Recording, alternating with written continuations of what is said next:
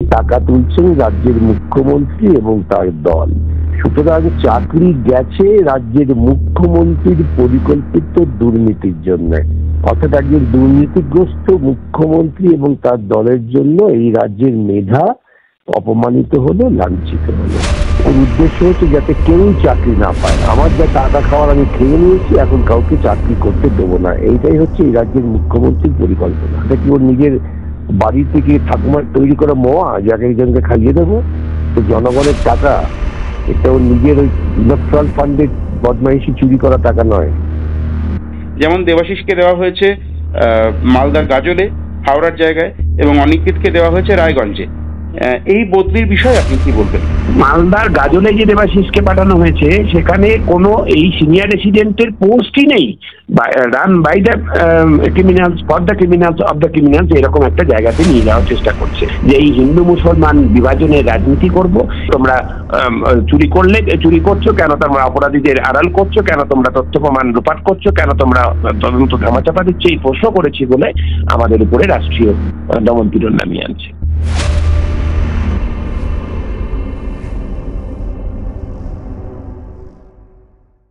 নমস্কার দর্শক, আপনারা দেখছেন কবির সৌরভের ইউটিউব চ্যানেল। চাকরি প্রার্থীদের নিয়ে ঠিক কি হচ্ছে বলতে পারেন?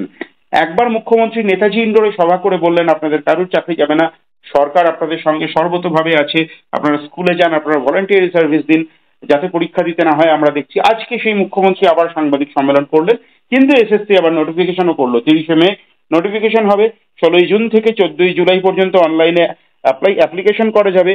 15ই নভেম্বরের মধ্যে প্যানেল ঘোষণা হবে এবং 20শে নভেম্বর হবে কাউন্সেলিং। অর্থাৎ শীর্ষ আদালতের সুপ্রিম কোর্টের রায় অনুযায়ী কিন্তু এই বছরের মধ্যে, নভেম্বর মাসের মধ্যে নিয়োগ প্রক্রিয়া সম্পূর্ণ হয়ে যাবে। কিন্তু এখনো মুখ্যমন্ত্রী আশার আলো কিন্তু দেখাচ্ছেন। সেটা আদৌ আলো না মরীচিকা, সেটা সময় বলবে। কারণ সুপ্রিম কোর্টের রায় মেনে একবার নোটিফিকেশন হয়ে গেলে আবার কি রিভিউ পিটিশনের কোনো জায়গা থাকে আমি জানি না, কিন্তু মুখ্যমন্ত্রী অপশন 1 এবং অপশন 2 কথা বলেছেন।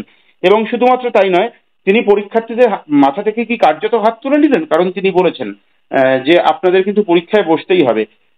বিষয়টা ঠিক কোথায় দাঁড়াচ্ছে আমরা প্রত্যেকেই উৎসুক, আমরা প্রত্যেকেই জানতে চাই। এবং আজকের আরেকটি বড় খবর, দেবাশিস হালদার, অনিকেত মাহাতো এবং আশফাকুল্লাহ নাইয়া, এই 3জন জুনিয়র ডাক্তারকে কিন্তু অবৈধভাবে বদলি করে দেওয়া হয়েছে। অবৈধ কেন বলছি? তাদের অ্যাপয়েন্টমেন্ট লেটারে যে জায়গার নাম আছে অন্য জায়গায় তাদেরকে, অন্য হসপিটালে তাদেরকে বদলি করা হয়েছে। আরজিকর আন্দোলনের সামনের সারির মুখ বলেই কি তাদের বদলি করা হলো? আরেকজন বদলি হওয়া চিকিৎসক নেতা এবং আরজিকর আন্দোলনের অন্যতম প্রাণপুরুষ ডক্টর সুবর্ণ গোস্বামীর সঙ্গে আমরা এই বিষয় নিয়ে কথা বলেছিলাম, এবং বিকাশ রঞ্জন ভট্টাচার্যের সঙ্গে কথা বলেছিলাম চাকরি প্রার্থীদের ভবিষ্যৎ নিয়ে।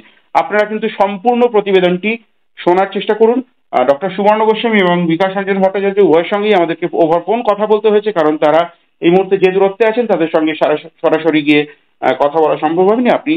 আপনারা সারা সমগ্র প্রতিবেদনটি আপনারা মন দিয়ে শোনার চেষ্টা করুন। স্বার্থপর কিছু মানুষ উদ্দেশ্য প্রণোদিতভাবে মামলা করেছে, আমরা মামলা করিনি, যারা মামলা করেছে দায় তার। এখন আমার প্রশ্ন হচ্ছে স্যার, যে মামলা কি আপনি বা আপনারা বা আপনাদের মতো কয়েকজন স্বার্থপর মানুষ করেছেন, না 22 লক্ষ যারা বঞ্চিত চাকরি প্রার্থী তারা করেছেন, আপনারা সওয়াল করেছেন? 22 লক্ষ বঞ্চিত প্রার্থী, পশ্চিমবঙ্গে সচেতন দুর্নীতি মুক্ত জনচেতনা, তারা আবেদন করেছেন আদালতের কাছে যে আমাদের ঐতিহ্য মান সম্মান রক্ষা করুন। কেন এই রাজ্যে শিক্ষা বিক্রি হচ্ছে, শিক্ষক পদ বিক্রি হচ্ছে, এবং তার থেকে টাকা তুলছেন রাজ্যের মুখ্যমন্ত্রী এবং তার দল। তারা আবেদন করেছেন, আমরা সওয়াল করেছি, এবং আমাদের সওয়ালটা প্রতি পদে পদেই প্রমাণিত হয়েছে এবং চূড়ান্তভাবে সুপ্রিম কোর্টে তার সত্য হিসেবে প্রমাণিত হয়েছে। রাজ্য সরকার তার দুর্নীতি বাঁচাবার জন্য কোটি কোটি টাকা খরচ করেছে, জনগণের করের টাকা, কিন্তু শেষ রক্ষা করতে পারেননি। সুতরাং চাকরি গেছে রাজ্যের মুখ্যমন্ত্রীর পরিকল্পিত দুর্নীতির জন্য, এবং সেই জন্যই তিনি সাহস করে যারা দুর্নীতি করেছেন সরাসরি তার সঙ্গে তার দলের প্রতি আনুগত্য দেখিয়ে টাকা পয়সা কালেকশন করেছেন, সেই লিস্ট বার করতে পারলেন না। এবং তার এই দুষ্কর্মের জন্য মেধাভিত্তিক যাদের শিক্ষক পদে নিয়োগ হওয়ার কথা, তাদের মধ্যে কেউ কেউ হয়তো নিয়োগ হয়েও ছিলেন, তারাও বঞ্চিত হলেন। অর্থাৎ একজন দুর্নীতিগ্রস্ত মুখ্যমন্ত্রী এবং তার দলের জন্য এই রাজ্যের মেধা অপমানিত হলো, লাঞ্ছিত হলো। স্যার, এবার খুব গুরুত্বপূর্ণ যেটা প্রশ্নটা হচ্ছে, এতদিন মুখ্যমন্ত্রী চাকরি প্রার্থীদের অন ক্যামেরা বলেছেন, অন এয়ার বলেছেন, এটা আমাদের মন গড়া কথা নয়, যে আপনারা চাকরি করুন, আপনারা স্কুলে যান, আপনাদের বেতন বন্ধ হচ্ছে না, আপনাদের জন্য আমি আছি, দেখবো, সরকার সবটা চেষ্টা করবে। আজকে বলেন পরীক্ষায় তো বসতেই হবে, তা না হলে সুপ্রিম কোর্টের অর্ডার ভায়োলেট করা হবে, সেটা আমি করতে পারবো না। মানে মাথা থেকে হাত তুলে নিলেন কার্যত পরীক্ষার্থীদের। তিনি তো প্রথম থেকে এদের প্রতারিত করেছেন, এদেরও বুদ্ধি বিবেচনা দিয়ে বিচার করা উচিত ছিল। সুপ্রিম কোর্টের রায়ের পর তিনি মঞ্চে দাঁড়িয়ে আনুষ্ঠানিক টিকিট বিক্রি করে লোক জোগাড় করে তিনি বলেছেন যে কারো চাকরি যাবে না, আমি আছি, সব চাকরি রক্ষা করব, এবং তোমাদের চাকরির জন্য দায়ী হচ্ছে ওই একজন চাকরি খেকো বাজারে আছে, সে চাকরি খেয়ে নিয়েছে। এটাই তো মুখ্যমন্ত্রীর নিদান ছিল। আজকেও কার্যত তাই বলেছেন।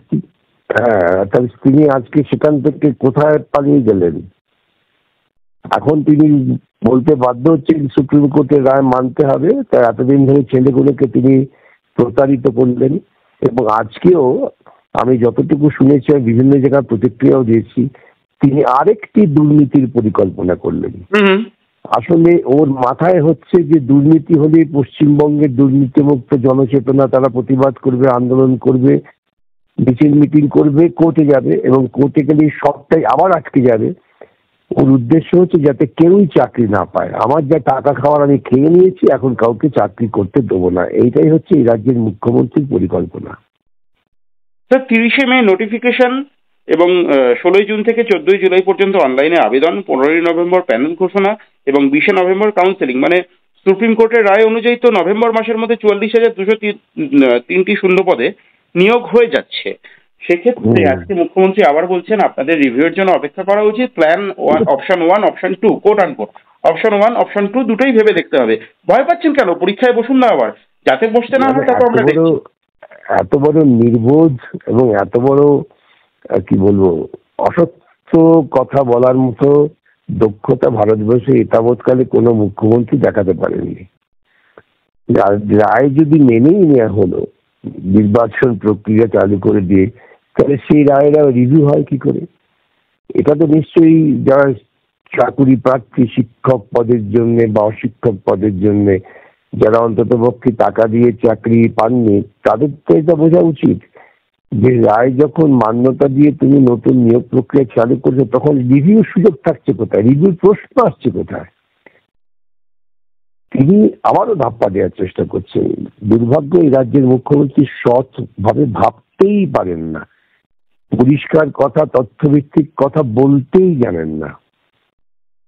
স্যার, আমি যদি খুব ভুল না করি, তাহলে আপনি কোর্টকে সম্ভবত পরামর্শ দিয়েছিলেন, আপনি বা আপনারা পরামর্শ দিয়েছিলেন এজ রিল্যাক্সেশনের ক্ষেত্রে, আমি যদি খুব ভুল না করি। আজকে মুখ্যমন্ত্রী দাহা সেই কথাই বললেন যে আপনাদের এজ রিল্যাক্সেশন করা হবে। সেক্ষেত্রে তো সরকারের কোনো ভূমিকা নেই, সেটা তো কোর্টের অর্ডারই রয়েছে। কোনো ভূমিকাই নেই। 2016 সালের নির্বাচন নিয়োগ প্রক্রিয়া পুনরায় করতে হবে। অর্থাৎ 2016 সালে যারা যোগ্য ছিলেন তারাই যোগ্য এবং তারাই পরীক্ষায় বসবেন। দুর্নীতি না হলে পরে এর মধ্য দিয়ে যারা মেধা প্রমাণ করবেন তারা নতুন করে শিক্ষক পদে আবার নিযুক্ত হবেন। কিন্তু উনি কি দুর্নীতি না করে থাকতে পারবেন? এটাই হচ্ছে কথা। না করলে ওর তো ঘুম হবে না। আরেকটি খুব গুরুত্বপূর্ণ বিষয় একটু বোঝার চেষ্টা করব, মানুষ জানতে চান যে এজ রিল্যাক্সেশনের ব্যাপারটা বা এক্সপিরিয়েন্সের ব্যাপার, সেটা তো কোর্টে আপনিই প্রস্তাব দিয়েছিলেন, সেটা তো না হয় হলো, মানা গেল। এবার প্রশ্ন হচ্ছে অন্য ডিপার্টমেন্টে বসার কথা বলা হচ্ছে, মুখ্যমন্ত্রী বলেছেন অন্য ডিপার্টমেন্টে বসতে পারার কথা, সেটা কতটা যুক্তিযুক্ত বা বাস্তবসম্মত? সেটাই তো সবচেয়ে বড় দুর্নীতিমূলক প্রক্রিয়া। আমি তো বলছি আপনাকে, হাইকোর্ট, সুপ্রিম কোর্ট পরিষ্কার বলেছে যে যারা দুর্নীতি করেছে, টাকা দিয়ে চাকরি পেয়েছে, তারা কোনো সরকারি চাকরিতে বসতে পারবে না। এবং মুখ্যমন্ত্রী আবারও তাদের আশ্বস্ত করছেন মিথ্যা কথা বলে যে তোমাদের সরকারের অন্য অন্য দপ্তরে চাকরি পাইয়ে দেবে। এটা কি ওর নিজের বাড়ি থেকে ঠাকুমার তৈরি করা মোয়া, যাকে একজনকে খাইয়ে দেবো? সরকারি পদে নিয়োগ করতে গেলে নির্দিষ্ট নিয়ম নীতি মেনে, পদ্ধতি মেনে নিয়োগ করতে হয়। এটা জনগণের টাকা, এটা ওর নিজের ওই ইলেকট্রাল ফান্ডের বদমাইশি চুরি করা টাকা নয়। স্যার, গোটা পরিস্থিতিটা তাহলে কোথায় গিয়ে দাঁড়াচ্ছে? চাকরি প্রার্থীদের জীবনে যা সর্বনাশ হওয়ার তো তা হয়েছেই, এবং তা তো এই দুর্নীতি, সংগঠিত দুর্নীতির জন্যই হয়েছে। এরপরে আবার নতুন করে তাদেরকে নিয়ে ফুটবল খেলা হচ্ছে। একদম তাই, আমি তো বলেছি যে তিনি একেবারে এই প্রজন্মকে, আমাদের পশ্চিমবঙ্গের শিক্ষিত প্রজন্মকে তিনি আগুনের মুখে ঠেলে দিচ্ছেন। তারা যেন জ্বলতে জ্বলতে পুরো শেষ হয়ে যায়, খাক হয়ে যায়। এই মহিলা যতদিন ক্ষমতায় থাকবেন ততদিন পশ্চিমবঙ্গের তরুণ শিক্ষিত সমাজের কাছে কোনো আশা ভরসা নেই। স্যার, তাহলে এই মুহূর্তে যারা চাকরি প্রার্থী তাদের কাছে আবারও বলুন, আপনি আবারও বলুন, তাদের উদ্দেশ্যে আপনার কি বার্তা, কি বক্তব্য? দেখুন, আমি আগেও বলেছি, এখনো বলছি, যারা মেধা ভিত্তিতে শিক্ষক পদে নিযুক্ত হয়েছিলেন, যারা নিজেরা জানেন আমরা কোনো দুর্নীতি করিনি, তারা সংঘবদ্ধ হয়ে মুখ্যমন্ত্রীকে বাধ্য করুন যারা দুর্নীতিমূলক প্রক্রিয়া, তাদের লিস্ট বার করতে, তাদের লিস্টটা বার করতে বলুন। এই দাবি উঠুক এবং তাদের টাকা তাদের থেকে ফেরত নেওয়া এই দাবি উঠুক। তাহলে দেখবেন যে নিয়োগ প্রক্রিয়া খুব সঠিকভাবে হবে, আর দুর্নীতি হবে না। স্যার, একটা অন্য বিষয় একটু প্রশ্ন করে আপনার কথোপকথন শেষ করব। সেটা হচ্ছে, আপনি নিশ্চয়ই জানেন স্যার যে দেবাশিস হালদার, অনিকেত মাহাতো, আসফাকুল্লাহ নাইয়ার জন্য আপনি ইতিপূর্বে কোর্টে সওয়ালও করেছেন। এই তিনজন জুনিয়র ডাক্তারকে অস্বাভাবিক বদলি করা, অস্বাভাবিক কেন বলছি, তাদের কাউন্সেলিং এ যে জায়গায় তাদের রিক্রুটমেন্টের কথা হয়েছিল সেখান থেকে অন্য জায়গায় তাদেরকে পোস্টিং দেওয়া হয়েছে। যেমন দেবাশিসকে দেওয়া হয়েছে মালদার গাজলে, হাওড়ার জায়গায়, এবং অনিকেতকে দেওয়া হয়েছে রায়গঞ্জে। এই বদলির বিষয়ে আপনি কি বলবেন?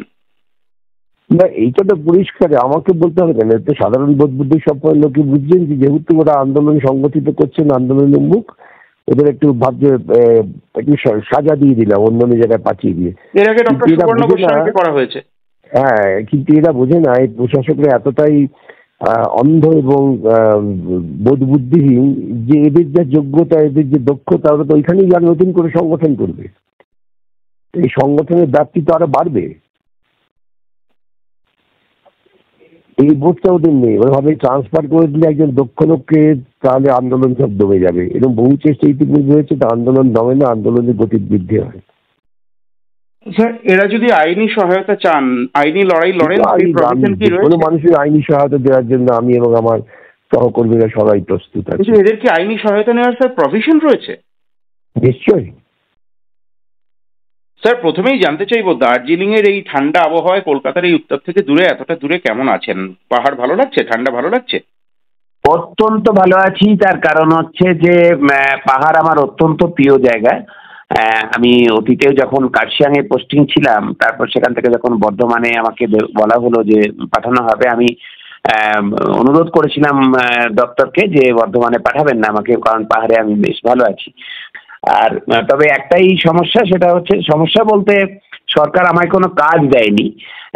আমার যে হাসপাতালে দিয়েছে সেখানে বহু বছর ধরে হাসপাতালে রোগী ভর্তি বন্ধ, কোনো আউটডোর নেই, কোনো ইনডোর নেই, কোনো এমার্জেন্সি নেই, আমি ছাড়া আর কোনো চিকিৎসকও নেই। ফলে আমার ওই অফিসের কয়েকটা যে কজন 2-4 জন স্টাফ আছেন তাদের বেতনের বিলে সই করা সারা মাসে, এছাড়া আবার কোনো সরকারি কাজ নেই। এক কথায় বলতে গেলে মানে বিন্দাস আছি, যেটা জেনের ভাষায় বলা হয় আর কি, বিন্দাস আছি। স্যার, একদিন আমাদের এই করোনার বিষয়টা নিয়ে, কারণ করোনা রিল্যাপস করছে এরকম একটা কথা শোনা যাচ্ছে, এবং এই বিষয়ে আপনি কথা বলার জন্য সেরা মানুষ, কিন্তু আপনার সঙ্গে এই বিষয় নিয়ে কথা বলবো। কিন্তু আজকে যে বিষয়টা নিয়ে কথা বলবো, আরো একটি ট্রান্সফারের বিষয়ে, অনিকেত মাহাতো, দেবাশিস হালদার এবং আসফাকুল্লাহ নাইয়া, এই তিনজনকে ট্রান্সফার করা হয়েছে। দেবাশিসের বিষয়ে যেটা জানতে পারছি, তার ট্রান্সফার অর্ডারে লেখা ছিল হাওড়া হসপিটাল, জেলা হসপিটাল, কিন্তু তাকে মালদার গাজলে ট্রান্সফার করা হয়েছে, এবং এটা নিয়ে আপনাদের আন্দোলন চলছে, জুনিয়র ডক্টরদেরও আন্দোলন চলছে, কি বলবেন? কবির, আসলে এই বর্তমান সরকার যারা চালাচ্ছেন তারা তাদের অগ্রাধিকার ঠিক করে নিয়েছেন যে তারা অপরাধীদের পক্ষে, দুর্বৃত্তদের পক্ষে, দুর্নীতিগ্রস্তদের পক্ষে তারা পুরো ফোর্সটাকে, অ্যাডমিনিস্ট্রেটিভ যে ফোর্স সেটাকে তারা র্যালি করাবেন, এবং হচ্ছে যে এর বিরুদ্ধে যারা কথা বলবে তাদেরকে তারা যেন তেন প্রকারেণ রাষ্ট্রীয় শক্তি প্রয়োগ করে তাদেরকে হচ্ছে যে শায়েস্তা করবেন। এই যে অগ্রাধিকার ঠিক করে নিয়েছে এই সরকার, আসলে বার্তা দিতে চাইছেন যারা দুর্বৃত্ত আছেন, যারা অপরাধী আছে, যারা দুর্নীতিগ্রস্ত আছে, যে আমি তোমাদেরই লোক, আমরা তোমাদেরই লোক, তোমাদেরই পাশে আছি, এইটা বলতে চাইছে। তার কারণ এই যে দেখো, যে যারা আমরা দুর্নীতির বিরুদ্ধে কথা বলেছি, যারা জাল ওষুধের বিরুদ্ধে কথা বলেছি, নারী নির্যাতনের বিরুদ্ধে কথা বলেছি, তাদেরকে তাদের মধ্যে যারা আমরা সরকারি চাকরিতে আছি তাদেরকে দূরবর্তী জায়গাতে বদলি করছে, বা সেখানে নানা রকমের কাজ করতে দিচ্ছে না, কাজ যাতে না করতে পারে সেরকম বন্দোবস্ত করছে, এবং এটা অগ্রাধিকারের ভিত্তিতে করছে, অন্য জরুরি কাজ ফেলে রেখে এইগুলো করছে। আর যারা এই যে জুনিয়র ডাক্তাররা যাদের কথা বলছো, তারা এই যে ধরো দেবাশিসের হাওড়ায় ছিল, আশফাকুল্লার আরামবাগে পেয়েছিল সে, এবং অনিকের সে পেয়েছিল আরজি করে। এইগুলো কিন্তু যে পেয়েছিল মানে কোনো লটারি করে পায়নি, এরা নিজেদের যোগ্যতায় একটা মেরিট লিস্ট হয়েছে, সেই মেরিট লিস্টে প্রথম যিনি আসবেন তিনি যে চয়েস করে নেবেন তার কাছে যেগুলো ফাঁকা আছে। যেমন ভাবে আজ যে এমবিবিএস বা এমডিতে হয় যে র্যাঙ্ক করলো, দেখলো যে কোন কলেজে ফাঁকা আছে, সে প্রথম যে র্যাঙ্ক করবে তার কাছে সবগুলোই ফাঁকা, তারপর সেটা ভর্তি হলো, তারপর দ্বিতীয় র্যাঙ্কে ডাকলো, ওই সিটটা বাদ দিয়ে বাকি যে কোনো সিটে সে নিতে পারে। এইরকম করে এটা হয় কাউন্সেলিং। এই কাউন্সেলিং করে যোগ্যতার ভিত্তিতে ওরা এই দেবাশিস হালদার যে যে ইতিমধ্যেই সিনিয়র রেসিডেন্ট ছিল, 1 বছর 9 মাস তার হয়ে গেছে, আর মাত্র 1 বছর 3 মাস তার বাকি আছে। সে ছিল হাওড়াতে, তার কাউন্সেলিং হাওড়াতে পেয়েছে, তাকে করে দেওয়া হলো মালদার গাজর। অনিকেত মাহাতো যে ছেলেটি, সে নতুন পাস করলো এবছর, 3 বছর আগামী 3 বছর তাকে করতে হবে, সে তার যোগ্যতার ভিত্তিতে আরজি করে পেয়েছে, তার যা মেরিট লিস্ট সেই অনুযায়ী সে পছন্দ করে নিয়েছে, তাকে করে দিল রায়গঞ্জ। আশফাকুল্লা নাইয়া সে তার যোগ্যতার ভিত্তিতে আরামবাগ পেয়েছে, হুগলির আরামবাগে মেডিকেল কলেজে ইএনটিতে, তাকে করে দেওয়া হলো পুরুলিয়া। এমনকি মালদার গাজলে যে দেবাশিসকে পাঠানো হয়েছে সেখানে কোনো এই সিনিয়র রেসিডেন্টের পোস্টই নেই। মানে সরকার তো আগে পোস্ট ক্রিয়েট করবে, তারপরে তো সেটা কাউন্সেলিংয়ে দেখাবে, তারপর যে পাবে ওটা সে নেবে। সরকার এই ধারে কাছেই যাচ্ছে না, যে সরকার মনে করছে যে এরা সব দুর্নীতির বিরুদ্ধে কথা বলেছে, সুতরাং এদেরকে আমাকে শায়েস্তা করতে হবে, আমাকে ক্ষমতা অপপ্রয়োগ করতে হবে। পাশাপাশি এই যে ধরো অভিক দে, বিরূপাক্ষ বিশ্বাস, যাদের নামে হাজারো অভিযোগ, সরকার আমাদের আন্দোলনের চাপে পড়ে যে এনকোয়ারি কমিটি করেছিল, তারা অভিযোগ প্রমাণিত তাদের কাছে হয়ে তারা রিপোর্ট জমা দিয়েছেন প্রমাণ সহ। এদের বিরুদ্ধে তোলাবাজির অভিযোগ আছে, নারী নির্যাতনের অভিযোগ আছে, মলেস্টেশনের অভিযোগ আছে, আরো হাজারো অভিযোগ আছে, ক্রিমিনাল সব অভিযোগ আছে। কিন্তু সেই যে অভিযোগগুলো রিপোর্ট পাওয়ার পরেও এই আমাদের স্বাস্থ্য দপ্তর, স্বাস্থ্য সচিব, স্বাস্থ্যমন্ত্রী, তারা সেই রিপোর্টগুলি গত 6-8 মাস ধরে চেপে বসে আছে, রিপোর্টগুলির উপরে বসে রয়েছে, কোনো রকমের অ্যাকশন নেয়নি এদের বিরুদ্ধে, নেবেও না। তার কারণ যে এরা ঠিক করে নিয়েছে যে এই সরকারটাকে অপরাধীদের সরকার ইতিমধ্যেই বানিয়ে ফেলেছে, অপরাধীদের দ্বারা পরিচালিত, অপরাধীদের স্বার্থে, অপরাধীদের জন্য এবং অপরাধীদের সরকার, এরকম একটা মানে যে administration run by the criminals for the criminals of the criminals, এরকম একটা জায়গাতে নিয়ে যাওয়ার চেষ্টা করছে, এবং তারই অঙ্গ যে এটা। কিন্তু ওরা ভাবছে যে এইভাবে সারা রাজ্যের মানুষের কাছে একটা বার্তা দেবে যে দুর্নীতির বিরুদ্ধে মুখ খুলবে না, মুখ খুললেই তোমাদের এইরকম হাল হবে, এই একটা বার্তা দিতে চাইছে। আর ওরা মনে করছে যে এই হিন্দু মুসলমান বিভাজনের রাজনীতি করব, এবং ওই ইলেকট্রাল বন্ডের টাকা আছে কোটি কোটি, এবং খাটে যে চাকরি বিক্রি থেকে কয়লা বিক্রি, বিভিন্ন যে চুরির টাকা আছে, খাটের তলায় থরে থরে সাজানো নোট, এই নোট দিয়ে তো ভোট কিনবো, তাহলে আর যে আমার ন্যায়টায় এসব পথে হাঁটার কি দরকার।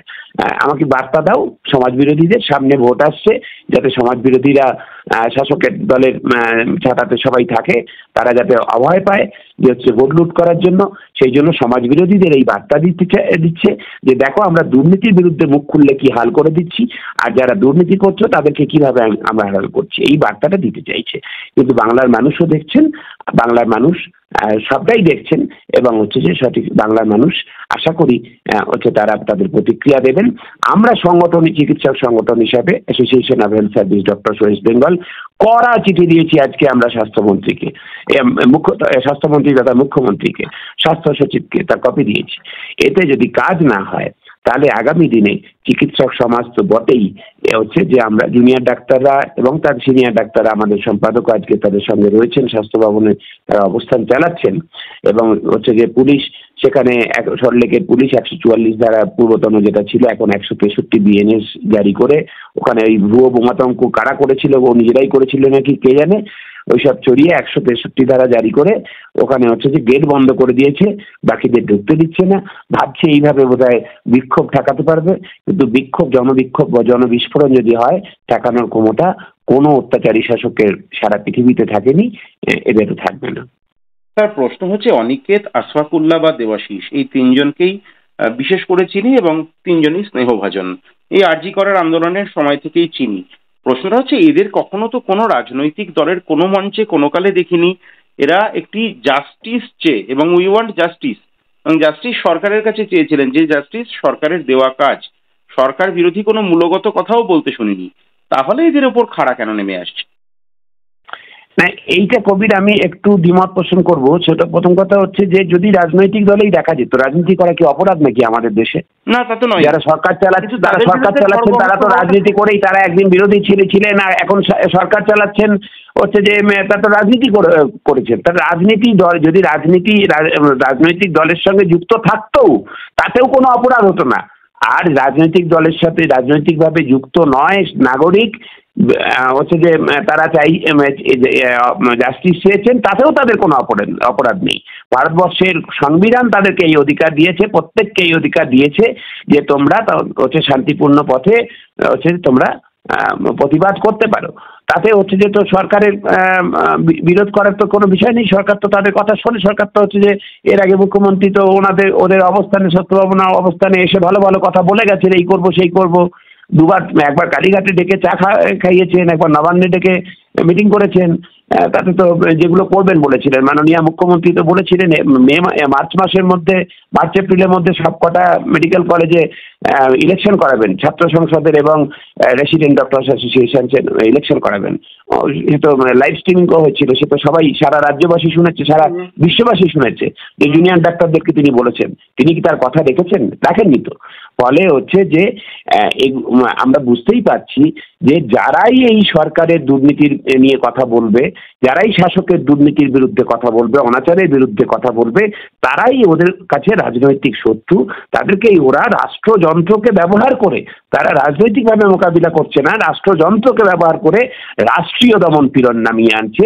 এই আইনের শাসনের ঠিক উল্টো দিকে দাঁড়িয়ে একটা ফ্যাসিবাদী ঝোঁক, এই ফ্যাসিবাদী ঝোঁক আমাদের রাজ্যে, দেশে যেমন দেখা যাচ্ছে তেমনি আমাদের রাজ্যেও একই দেখা যাচ্ছে। দেশে যেমন ভারভারারা ওদেরকে বিনা বিচারে বন্দি রাখা হয়, উমের খলিককে বিনা বিচারে বন্দি রাখা হয়, সরকারের হচ্ছে পহেলগাঁওয়ের জঙ্গিরা কেন ধরা পড়লো না এই প্রশ্ন করলে দেশের সরকার তাদেরকে জেলে ভরে, তেমনি আমাদের রাজ্যেও আজকে থেকে দেখছি না, সেই শিলাদিত্য জবে থেকে সারের দাম কেন বাড়ছে প্রশ্ন করেছিল, তানিয়া ভরদ্বাজ যখন প্রশ্ন করেছিল মহিলাদের উপর অত্যাচার কেন বাড়ছে, হচ্ছে থেকে শুরু করে মা কামদুনি মৌসুমী কাল থেকে শুরু করে এই অভয় আন্দোলনে আমরা যারা প্রশ্ন করেছি যে কেন তোমরা চুরি করছো, কেন তোমরা অপরাধীদের আড়াল করছো, কেন তোমরা তথ্য প্রমাণ লোপাট করছো, কেন তোমরা তদন্ত ধামাচাপা দিচ্ছ, এই প্রশ্ন করেছি বলে আমাদের উপরে রাষ্ট্রীয় দমন পীড়ন নামিয়ে আনছে। ফলে এই দুই সরকারের গুণগত ভাব দেখতে গেলে দুটোই স্বৈরাচারী শাসক। স্যার, একজন সিনিয়র হিসেবে যারা চাকরি হারালেন, অত্যন্ত মর্মান্তিক। কারণ আমরা প্রত্যেকেই অবশ্যই বিশ্বাস করি না, কেউই বিশ্বাস করি না যে 100% টেন্টেড, কিন্তু যারা নন টেন্টেড তারাও টেন্টেডদের জন্য এবং সরকারের দুর্নীতির জন্য নিজেদের চাকরি হারালেন। আজকে তারা সর্বস্বহীন। সেই জায়গায় দাঁড়িয়ে আমার আপনার কাছে প্রশ্ন হচ্ছে, যারা চাকরি হারালেন তাদের প্রতি আপনার কি বার্তা? দেখুন, যারা চাকরি হারালেন তাদের মধ্যে একটা বড় অংশ হচ্ছে যে সুপ্রিম কোর্টের রায়ে যেটুকু বুঝেছি সেটা হচ্ছে যে টেন্টেড বা তাদের দুর্নীতি প্রমাণিত। আর বাকিদের মধ্যে হচ্ছে যে দুর্নীতি প্রমাণ হয়, গোটা নিয়োগ প্রক্রিয়া দুর্নীতিগ্রস্ত। বলে আনটেন্টেড কাকে বলছে আমরা জানি না। আনটেন্টেড এরকম সুপ্রিম কোর্ট কিন্তু বলেনি। যাদের একদল হচ্ছে টেন্টেড আর একটা হচ্ছে যে এখনো পর্যন্ত তাদের টেন্টেড হবার কোনো প্রমাণ পাওয়া যায়নি। ফলে হচ্ছে যে পুরো প্রক্রিয়াটা যেখানে দুর্নীতিতে ভরা, সেখানে সত্যি করে হচ্ছে যে কার আনটেন্টেড কেউ আছে কিনা এটা বলা খুব সন্দেহ। আর যদি কেউ থাকেও তিনি পরিস্থিতির শিকার হলেন, তিনি পরিস্থিতি বলতে হচ্ছে যে শাসকের দুর্নীতির শিকার হলেন। ফলে এই সমগ্র যারা টেন্টেড আনটেন্টেড যারা থাকলেন, এবং হচ্ছে যে শুধু এরা নয় যে 22 লক্ষ ছেলে মেয়ে পরীক্ষা দিয়েছিল, 2016 টেট পরীক্ষা দিয়েছিল, এবং হচ্ছে যে তার পরবর্তীকালেও যারা হচ্ছে যে পরীক্ষা দিয়েছে বা হচ্ছে যে পরীক্ষা দেওয়া হয়নি, আগে তার পূর্বতন সরকার তো প্রতি বছর যেমন দুর্গাপুজো বছর বছর যেমন আসছে বছর আবার হবে বলে দুর্গাপুজো কালী পুজো হয়, সেরকম করে এসএসসি হতো। এই এখন তো দীর্ঘ বছর ধরে হচ্ছে যে বছরের পর বছর এসএসসি হয় না।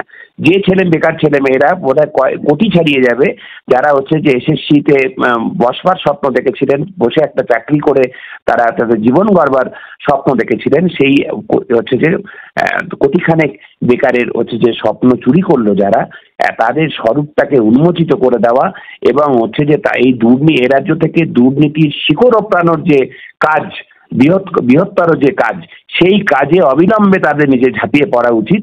তার আর নিজেদের তো জীবনটা যা গেলই, যাতে তাদের ভবিষ্যৎ প্রজন্মের জন্য একটা দুর্নীতিহীন রাজ্য তারা রেখে যেতে পারে, সেই জায়গা হচ্ছে সেই জন্য তাদের অবিলম্বে এই রাজ্য থেকে দুর্নীতির শিকড় উপড়ে ফেলার কাজে নিজেদেরকে সঁপে দেওয়া উচিত। এইটুকুই পরামর্শ আমি তাদেরকে দিতে পারি একজন নাগরিক হিসেবে। স্যার, আমার একেবারে শেষ এবং সব থেকে গুরুত্বপূর্ণ প্রশ্ন, যে বিচার চেয়ে যে আন্দোলন, অভয়া আন্দোলন, তিলোত্তমার জন্য সুবিচার চেয়ে আন্দোলন, যে আন্দোলন সরকারের দৃঢ় প্রথিত শিকড়কে নাড়িয়ে দিয়েছিল এক প্রকার, সেই আন্দোলনের মশাল আমরা দেখলাম আস্তে আস্তে নিভে গেল। এই মশাল কি আবার নতুন করে জ্বলার কোনো সম্ভাবনা রয়েছে, নাকি শেষ সমস্ত সম্ভাবনা? দেখুন, যতদিন না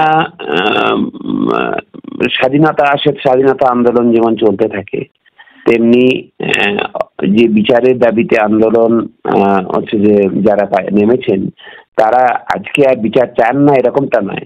জীবন হচ্ছে বিচারের দাবিতে আন্দোলন আজও চলছে এবং চলবে যতদিন না সুবিচার ছিনিয়ে আনা গেছে ততদিন। কিন্তু সেই আন্দোলনের এত তরঙ্গ থাকে, বিভিন্ন কোভিডও তো তরঙ্গে চলে, প্রথম first wave, second wave, third wave, আবার দুটো ওয়েভের মাঝখানে যেমন ধিকি করে চলেছে, সেই রকম হচ্ছে যে আন্দোলনেরও তরঙ্গ। আন্দোলন কখনোই ওই অগাস্ট সেপ্টেম্বরে যে ঐতিহাসিক আন্দোলন বিশ্ববাসী প্রত্যক্ষ করেছে এই রাজ্যে, সেইটা 9 মাস ধরে 10 মাস ধরে কন্টিনিউ করা বাস্তবিক নয়, বাস্তবসম্মতভাবে সম্ভব নয়। তার কারণ মানুষের জীবন জীবিকা আছে, মানুষের অন্যান্য কাজ আছে, সেগুলো আছে। ফলে হচ্ছে যে সেই আন্দোলনটা ওই জায়গাতে না নেই মানে আন্দোলনটা নিভে গেছে এরকমটা নয়। আন্দোলনটা ধিকি জ্বলছে মানুষের মনে, হচ্ছে যে এখনো বিচার প্রক্রিয়া চলছে, আদালতে চলছে সেটা। ফলে আদালতে যতদিন না সুবিচার ছিনিয়ে আনছে, মানুষ এখন আদালতের মুখাপেক্ষী হয়ে আছে। আদালতে তারা জানে যে হচ্ছে যে আমরা আদালতেও সমানভাবে লড়ে যাচ্ছি, মানে আইনের প্রাঙ্গণে আইনি লড়াইটাও সমানভাবে লড়ে যাচ্ছি। ফলে মানুষের সেদিকে আইন ব্যবস্থার প্রতি ভরসা আছে, সেদিকে তাকিয়ে আছেন। আর মেন স্ট্রিম মিডিয়াতে হচ্ছে যে জায়গা না পেলেও আজও পশ্চিমবাংলায় এমন একটা দিনও যায় না যেদিন পশ্চিমবাংলার কোনো না কোনো শহরে, কোনো না কোনো হচ্ছে যে গ্রামে, কোনো না কোনো মফস্বলে, কোনো না কোনো পাড়ায় হচ্ছে যে প্যান্ডেল খাটিয়ে হচ্ছে প্রতিবাদ একটা পথযাত্রা হচ্ছে বা একটা কনভেনশন হচ্ছে বা কিছু মানে অভয়ার বিচারের দাবিতে হচ্ছে না, এরকম একটা দিনও যায় না। প্রতিদিনই হচ্ছে এরকম কোথাও না কোথাও কর্মসূচি। মিডিয়ার প্রচারের আলো সেখানে নেই, স্বাভাবিকভাবে মানুষের মনে মানুষ দেখতে পাচ্ছেন না। যেখানে হচ্ছে সেখানে হয়তো এই আমি বলতে পারি যে এই গত রবিবার সল্টলেকে বিধাননগরে একটা কর্মসূচি ছিল, হচ্ছে যে আগামী রবিবারে বেশ কিছু কর্মসূচি আছে বিভিন্ন জায়গাতে। তারপরে সপ্তাহে সোদপুর, যেখানে হচ্ছে যে অভয়ার বাড়ি, সেখানে একটা পথসভা আছে আগামী 7ই জুন। তো এরকম আমি পরপর অনেক কর্মসূচি বলে যেতে পারি যে সেখানে হচ্ছে, কিন্তু সেখানে মিডিয়ার আলো যেহেতু পৌঁছায় না, সেই জন্য হচ্ছে যে মানুষ ভাবছেন বোধহয় ওই পাড়ার মানুষজন ছাড়া বাকিরা তো দেখতে পাচ্ছেন না, সোশ্যাল মিডিয়ায় রিচও সেগুলোতে বেশি থাকে না। ফলে হচ্ছে যে আন্দোলন কিন্তু জারি আছে এবং হচ্ছে তারা আপাতত আদালতের দিকে তাকিয়ে আছে। যদি হচ্ছে সুবিচার আদালত থেকে ছিনিয়ে আসবে, মানে ছিনিয়ে আনতে পারবে আইনি লড়াইতে, এই বিশ্বাসেই হচ্ছে যে মানুষ কিন্তু ঘরে বসে লক্ষ্য রাখছে, নজর রাখছে। এবং তা যদি না হয় তাহলে হচ্ছে যে আবার যে এই আন্দোলন, এই যে স্ফুলিঙ্গ, সেটা যে আবার দাবানল হয়ে জ্বলে উঠবে না, তার কোনো নিশ্চয়তা কিন্তু নেই। অনেক ধন্যবাদ স্যার, সুদূর দার্জিলিং থেকে আমাদের এতটা সময় দেওয়ার জন্য।